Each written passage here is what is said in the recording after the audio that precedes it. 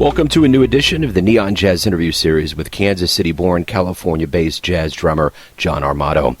We had a wide-ranging talk about a great many things, like his 2021 debut CD, The Drummer Loves Ballads. It's a wonderful listen, done with a veteran all-star collection of KC jazz musicians.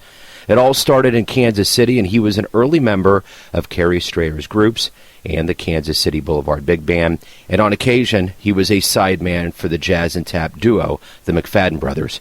He moved to New York City in 2004. It was a great experience, but he eventually made his way to Sacramento, California, his home now. He's got great tales, adventures, stories, and wisdom. Enjoy. Hey, John, Joe Domino, Neon Jazz Radio in Kansas City. Hey, Joe, nice to hear from you. Nice to talk to you. How you doing, man? Doing well. Yeah, excited to chat and appreciate the opportunity to talk about the project. Yeah, hey, thank you for taking time out. Thanks for sending over the music. I had a great time listening to it. It was funny because as I was listening to it, I was going down 71 towards the city, and just the skyline opened up, and you were talking about, vignettes of Kansas City and your first gig and all, the jam sessions and all of that. So it was very cool, for sure. Oh, that's a great story. I'm glad to hear that. It provided the right texture for what was going on at the time. So the first thing that we should do is get into your debut CD, The Drummer Loves Ballads, and I love that ballad story. Cool. So talk to me a little bit about this long journey into an album that's coming out during a pandemic. But I guess the good part of this is that live music is starting to open up. Talk to me about that general feeling of this coming out right now. Yeah, it's an interesting place to start. The album really started with a story of rejection. That jam session where I said, let's do a ballad, and that wasn't well received. But it became an album of reflection in the natural course of developing it.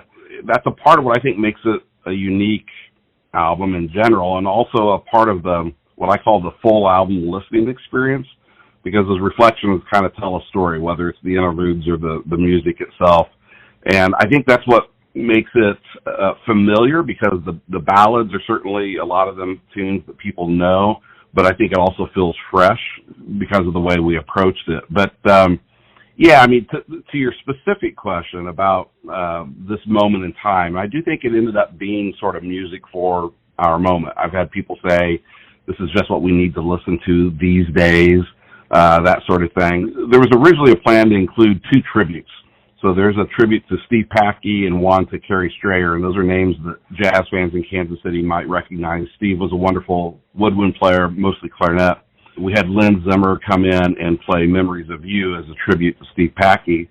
And then Kerry Strayer was a wonderful baritone sax player that I worked with for many years.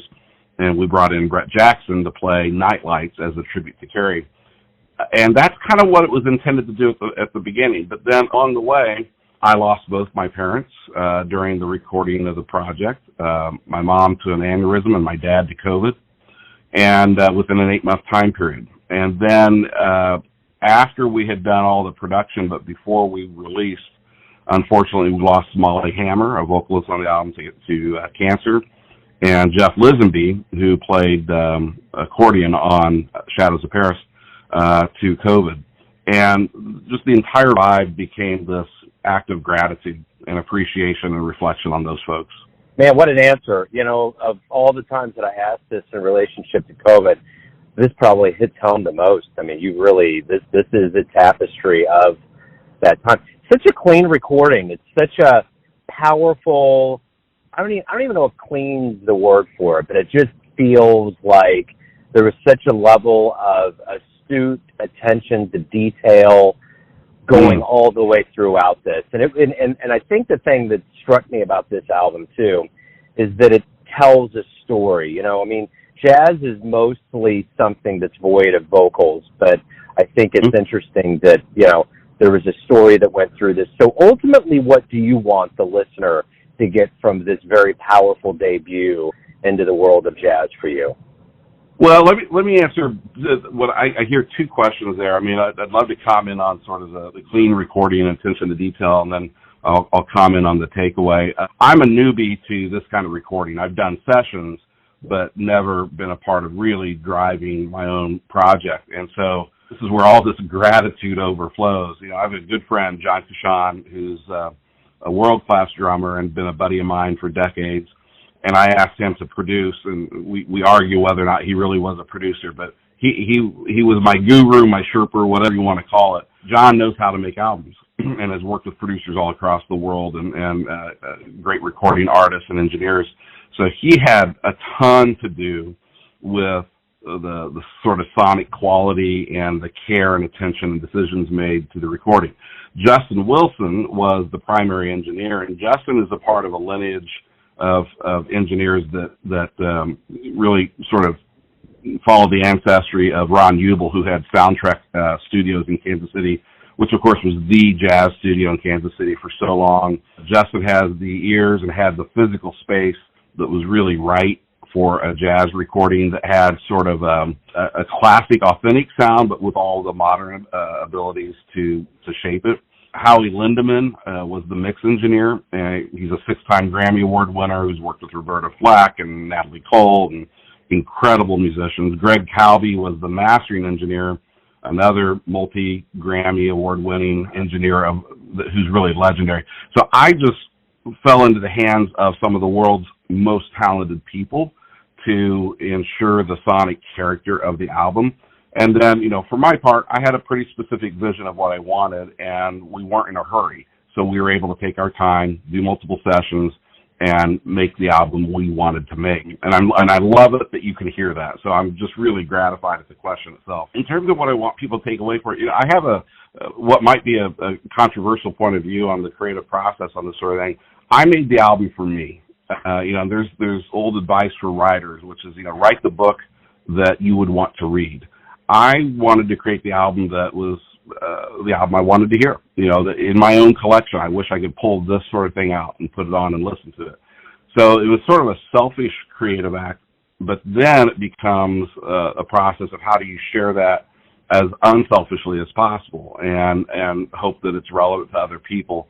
So I just was looking for myself for an hour of music that would let me reflect, relax, find beauty, and think about what's important and just enjoy myself. And that would reward me for listening casually as well as for listening closely. And if others take away that same experience, then I'd be hugely happy. There's always that gateway drug, that flashpoint that happens for people that love jazz. So talk to me about your beginnings, your childhood, and how this whole jazz experience became your world.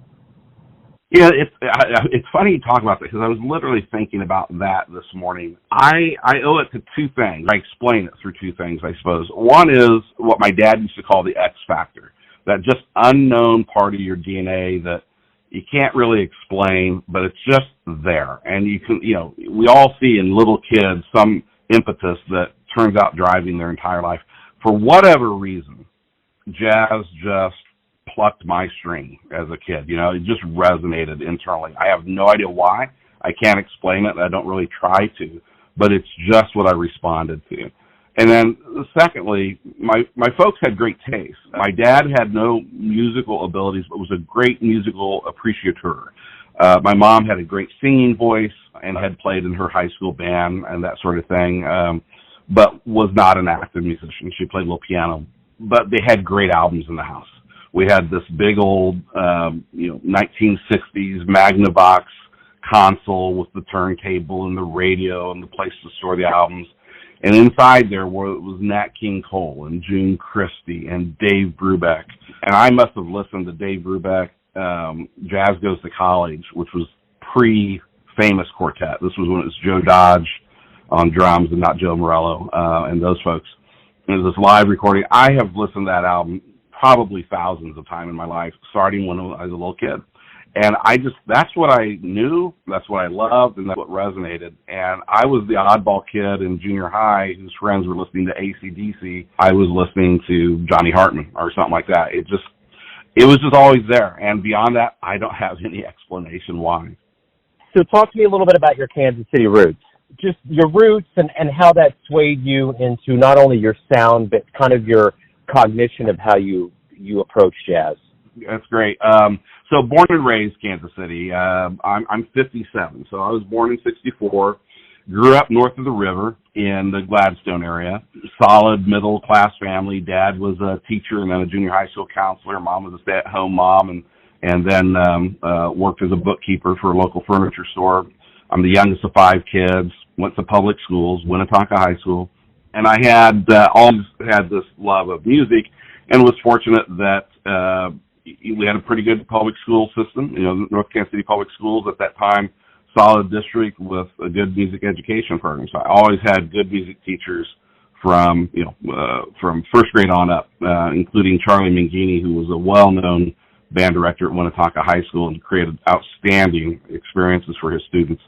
So I was surrounded by music at home. I had a great public school music experience. Didn't really know the world of Kansas City until I got older, because when you're growing up as a school kid north of the river, you don't automatically get south of the river much. But went to 1 year at Mizzou for my freshman year of college, and then decided to come back and go to UMKC and went to the conservatory. Really got to know the city more broadly, started gigging with people like Kerry Strayer. And I think the influence that is stunning for me to reflect on now is the realization that there really is a Kansas City sound. And I think, at the time, Kansas City likes to talk about Charlie Parker and Count Basie and being one of the birthplaces of jazz or that sort of thing. I always kind of thought, well, that's Visitor and Convention Bureau kind of promo talk, but I don't know, it just sounds like we're playing music to me. But then I moved to New York, and then I moved to Sacramento, and I've had more exposure around the country. And I'll be danged, there really is a Kansas City sound. There's that 4 on the floor, steady swing, and it's a pretty hard swinging sound. And I didn't really appreciate that, but I'm so grateful for it because it informed my sound. I think I swing pretty well, and people hear it in my playing. And even in the ballads, there's a swing and groove to most of them, I think. And I owe that to the people that helped me as I was coming up. The other thing I'll say about Kansas City is it was a friendly musician town. I was mainly coming up in the 80s. I played for about 20 years in Kansas City before I left town. I got to work with all the contractors, the society band, Steve Miller and Vince Bellardo and those folks, and worked 3 years with Don Warner. And I'm a sideman. I just played whenever the phone rang. There were just so many great people who were willing to just tell you the stories and give you advice. And Kansas City was a wonderful place for me growing up, and it definitely influenced the way I sound. What did you like the best about Kansas City now that you look back and you've had a chance to kind of compare geographies and all of that? What did you like the best about Kansas City? I think having lived in New York City, I lived in Manhattan for 4 years, absolutely loved it. I love being out here in California. But Kansas City, I think, is a perfect size city. I loved that I felt connected eventually, as I grew up, to almost the entire metropolitan area. There's always like, oh, I remember playing that festival over there, or I had that cool school experience over there, or I remember going on a date there, or that cool festival there. And it's just, you can feel a part of the whole town, and it's easy to get around and feel connected. And I suppose maybe that's true for anyone's hometown, but I can't go back and look at virtually any part of the city without having a flash memory of some sort and feeling rooted to it. Now, a lot has changed. It's surprising to me when I go downtown and see the entertainment district, Power and Light district, that sort of thing. It's almost disorienting because I've been gone now 17 years, almost 20 years. But I like the combination of, big enough to have a fair amount going on, but small enough to feel like you kind of knew the place. That's always lingered with me. And of course, Midwestern people are hard to beat. It's just good folks. I definitely felt that as I moved around the country. What was the first live jazz show that ever blew you away, that made you think, man, that's something I'd like to do? Oh, I saw, this is just what comes to mind. I'm not even reflecting on it, but for some reason it jumps to mind. I saw Count Basie with Butch Miles on drums at Crown Center. It had to have been sometime, I'm going to guess, mid-'70s. I'm just throwing a wild dart here. Oh, my Lord. It was the first time I'd heard a big band like that swing that hard live. Now, I'd heard some stuff on albums, of course, but I'm getting chills thinking about it. It just was the happiest thing I'd ever heard. I mean, the Basie band is just, that was always my fantasy dream band. You know, it's like if I'd had a parallel life and had gotten to play in some, you know, legendary pro band, it's like hands down, Basie band would have been what I wanted to do. And of course, Butch Miles is a force of nature, you know, and watching him play was an inspiration utterly unto itself, separate from the inspiration that came from watching the band as a whole. But I'm just sitting here smiling even telling you about it, because it just gives me chills to even remember just sitting there, not even able to sit still in my chair. That band was just so amazing. Yeah, it used to be really, really swinging back in the day. I've heard about a lot of shows out in that Crown Center area. Yeah. You know, was it always music for you? Did you always know that you were going to be a professional musician, or were there other dreams? It was definitely always music. I think like a lot of kids, I've had a variety of interests over the years. But, you know, I took my first lesson May 27th, 1972. That's a date that's as important to me as my own birthday or anything else. I was 8 years old, 1 week past my 8th birthday. I had been begging my parents for drum lessons for literally years, and they couldn't find a teacher who would take somebody under the age of 8. So they just had to keep me at bay. I just had to wait until I turned 8. And 1 week after my 8th birthday, I went to my first lesson. And so, you know, before that was, you know, pots and pans and toy drums and, you know, beating on furniture. And Lord knows where it came from. That's one of those amazing DNA things. Who can explain it? I don't know. But, yeah, I always wanted to play drums. Now, what's interesting to me, anyway, is I think different people are attracted to different instruments for various reasons. And, of course, drums are sort of, you know, on the surface anyway, boisterous and rowdy and loud, and you're banging. And I'm sure there was some of that for me. But I was attracted to the totality of the music. And I remember when I first discovered Buddy Rich, probably on The Tonight Show or something like that. This was not long after I had started to take lessons. I told my parents, I said, for Christmas, I want a Buddy Rich album. But, I said, not one of him just playing a bunch of solos. I want one with him with a whole band. Which seems like a ridiculous thing to say now, but I fell in love with drums, but I fell in love with drums in the context of music overall. That was always sort of key for me. I don't know how to explain it, but that was, it was always there. Now, along the way, you know, I had other interests. A couple of years later, I got really into magic and sleight of hand, and I did that for a number of years. And, you know, I still sort of follow along that profession, but music is the thing I have done longest in my life. And it's the way I self-identify the most. I think of myself as a musician. I've had, you know, a day job career, and I've had other pursuits, but music has always been there. So what kind of culture shock was it to leave Kansas City to go to a place like New York and really say, all right, I'm in the cauldron, and I'm ready to go? Yeah, well, it was terrifying, but exciting at the same time. So, for context, I was working at an agency called Fletchman Hillard. So my career has been as a communications executive in the public relations world. And so I had a job transfer, and I had my choice of some various offices, and I chose to go to New York City just because why not? That's brass ring, and it'd be an amazing experience. But I was 39.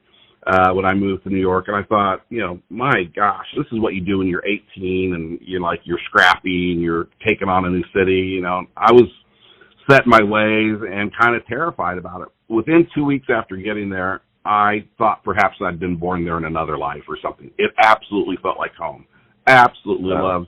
Even the stuff I hated about New York, I loved about New York. You know, it's just, I absolutely loved that experience.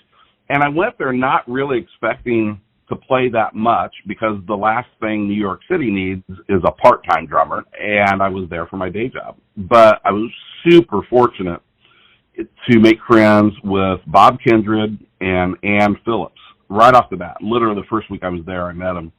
And Bob has since died, unfortunately, but was a world-class tenor player, had been on the Woody Herman Band, and just an amazing player. Ann is a legendary vocalist who put out an album in the 50s called Born to Be Blue that kind of has cult status now. And she was a jingle producer and composer and arranger and did 6 nights a week piano singles and all this sort of stuff.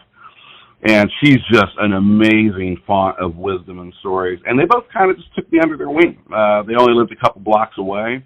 And Bob started inviting me down to his Sunday after jazz brunch gig at Cafe Lou, and I started sitting in, and then he took me to a couple jam sessions, and then he put me on a few gigs. That's where I met Warren Vichet. I'm sitting there thinking, this is unbelievable. Not only did I survive and not get killed the first day I walked into Manhattan, but I love this place, and I'm getting to play music, and I've met these amazing people. And for me, it was the most electric, inspiring, mind-opening experience of my life. Beautiful. So you've obviously, kind of been a geographical globetrotter here. You're now in California. Talk to me a little bit about how you've ended up where you're at right now, and just kind of how that works in your timeline. Sure. So I was in New York for 4 years and thought I was going to spend the rest of my life there. I loved it that much and was enjoying it that much. 2008, the firm I worked for said, we want you on the West Coast. And I kept saying, I don't really want to go. I'm happy here. And then eventually he said, August 1, 2008, you'll need to be in California. And unfortunately, this was when our economy was collapsing. And I thought, well, this is a really bad time to say no to your boss, because I could find myself out of work and living in New York at a time when people are going to be losing their jobs and it's not going to be easy to find work. Or I can go to California, start a new life experience, and keep my job. And, I'm a fairly risk-averse person. So I made the move. I had my choice of offices. We have locations in San Diego and San Francisco, Los Angeles, and Sacramento.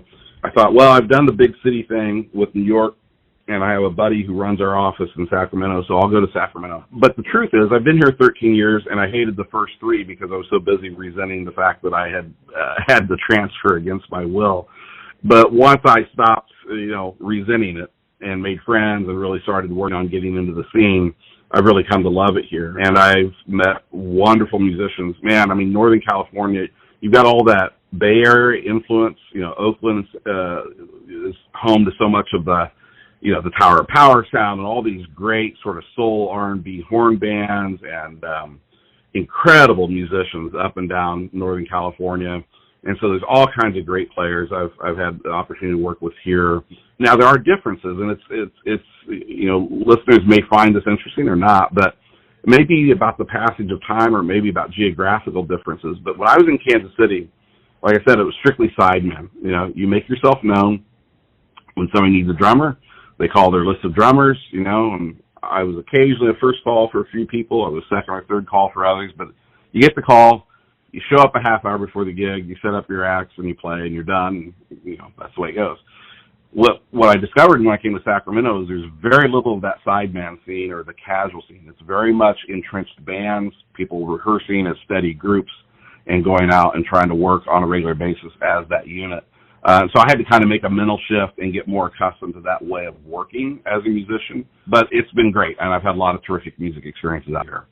So if you look at your biography and you just read through it, you think, man, how is this guy that's been all over, played with all of these bands and people, how is he releasing his debut now? Well, clearly I'm slow. Clearly I'm slow. Well, it is an interesting story, and I don't. Others will determine if it's interesting or not, but it's interesting to me. The origin story goes back 40 years. So the album itself and the story behind it is all about this jam session I played in 1981.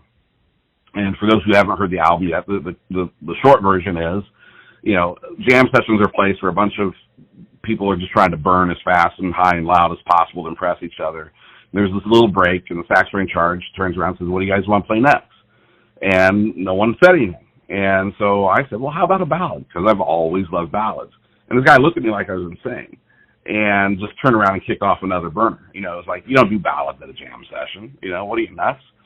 And so literally for 40 years, I've had this in my mind, this idea of like the drummer loves ballads as almost a snark, it's like the drummer loves ballads. And I thought someday it'd be fun to use that as the basis for an album. And I've just carried that around for years, literally decades.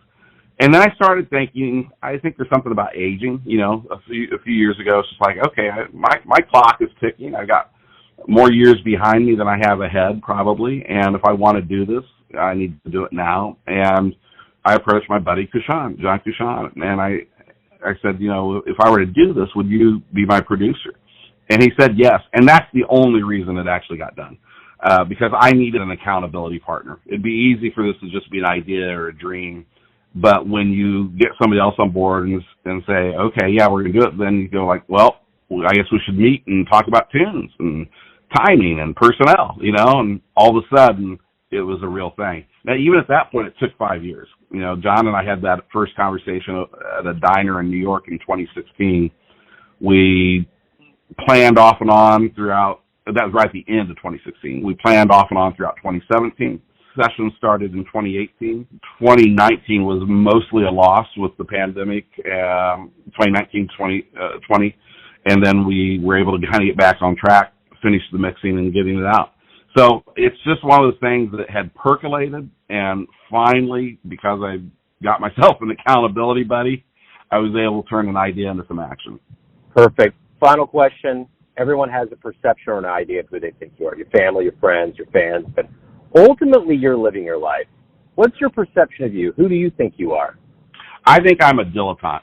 And I say that because growing up, I always wanted to be a Renaissance man. I have curiosity about a ton of things. I'm fascinated by a lot of different things. I love exploring and reading and learning about the different things. And I was enamored with the idea of, those folks that throughout history have been referred to as sort of Renaissance men and women, the people who were polymaths, had command of a variety of disciplines, integrated different ideas from one part of their world into another part of the world. And I was like, that's what I want to be, because I have all these things. I love literature. I love magic and theater. I love music. I love writing. I love public speaking. I love figuring out, complex ideas, all these sorts of things.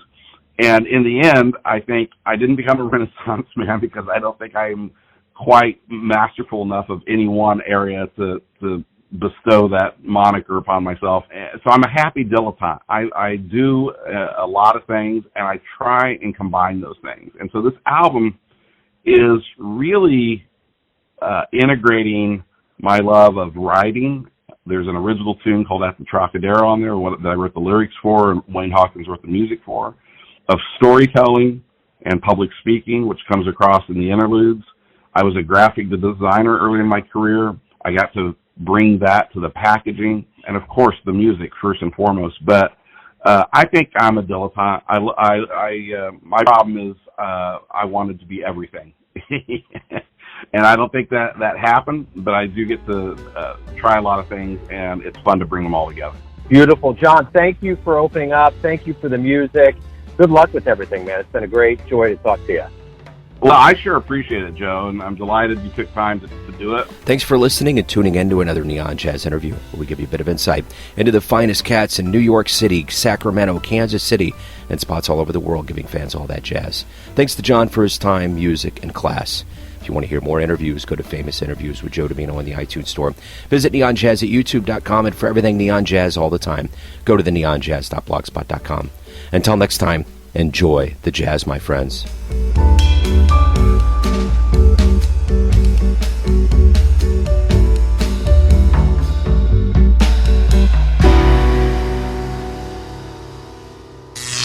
Neon Jazz.